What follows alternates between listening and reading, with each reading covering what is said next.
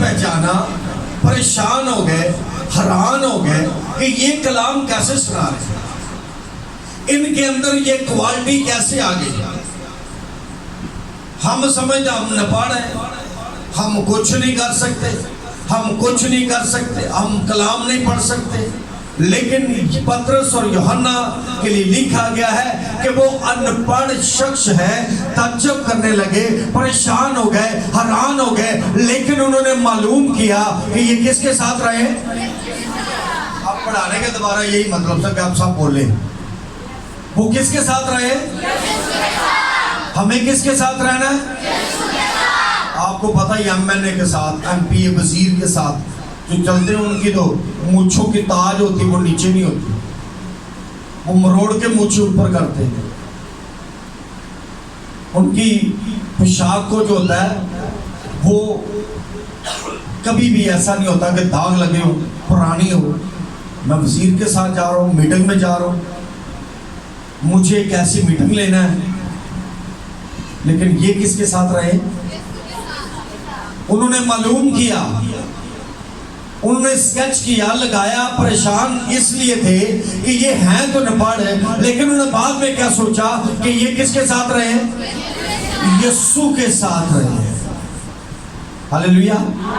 यीशु क्या देता है, नॉलेज देता है, रूहानी कुव्वत देता है, बोलने का फजल देता है, इब्लीस पर इख्तियार देता है, सांप और बिच्छुओं को कुचलने पर इख्तियार देता है। और वो कहता है कि तुम कमजोर थे, मैंने तुम्हें जोर दिया, तुम उस गुनाह के अंदर थे, मैंने तुम्हें रास्तबाजी में शामिल किया। ये कौन लोग थे जो खुदा यीशु मसीह के साथ रहे। हालेलुया। साथ रहना ही मुश्किल है, साथ चलना ही मुश्किल है।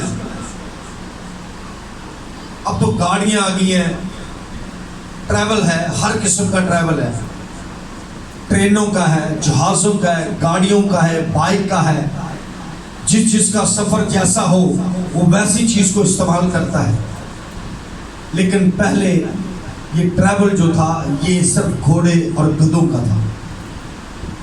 उसमें खुदाम यीशु मसीह ने ना तो घोड़े इस्तेमाल किए और ना गधे इस्तेमाल किए। क्या इस्तेमाल किया, अपनी टांगे, अपनी टांगों से वो चलते और हर शहर में जाते, हर जगह जाते, खुदा के कलाम को सुनाते, और जो भी उनके साथ मिल जाता वो शख्स तब्दील हो जाता, उसकी जिंदगी बदल जाती, उसकी सोचें बदल जाती, उसके ख्याल बदल जाते, और वो एक अच्छा और अलग शख्स बनकर जिंदगी गुजारना शुरू कर देता। हालेलुया।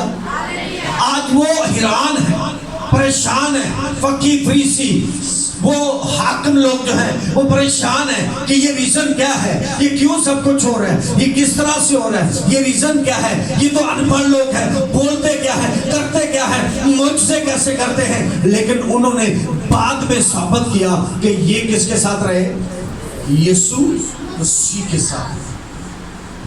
हालेलुया। यीशु मसीह की मनादी जो है वो बड़ी डिफरेंट है, मुश्किल है। वो कहता दुश्मनों से भी क्या करो, हमारी मोहब्बत होती कभी भी। हम तो घर में लड़ पड़े तो हमारे 2 महीने तक जो होते हैं वो गुस्से खत्म नहीं होते, 3 महीने 3 साल।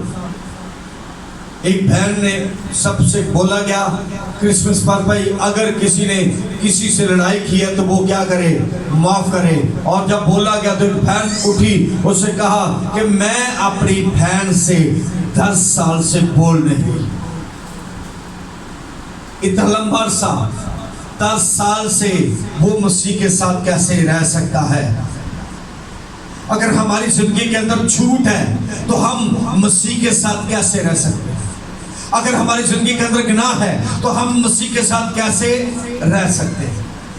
अगर हमारी जिंदगी के अंदर चुगलियां हैं तो हम खुदावंद के साथ कैसे रह सकते हैं। ये कौन है जो खुदावंद के साथ रहे, यीशु मसीह के साथ रहे हैं। हमारी जिंदगी की जितने भी गुनाह हैं, जब तक वो हमारी जिंदगी से नहीं निकलते हम यीशु के साथ नहीं रह सकते। इनके लिए लिखा है कि ये किसके साथ रहे, ये यीशु के साथ रहे। इसलिए इनके लिए दिलेरी भी है, इनके लिए मुआजिज़ात भी हैं, और ये खुदावंद के कलाम को बड़ी दिलेरी के साथ सुनाते हैं। Hallelujah, hallelujah. उनकी एक और क्वालिटी हम देखते हैं, एक और क्वालिटी जो उनके अंदर थी, वो उस क्वालिटी के साथ वो थे, वो चलते थे।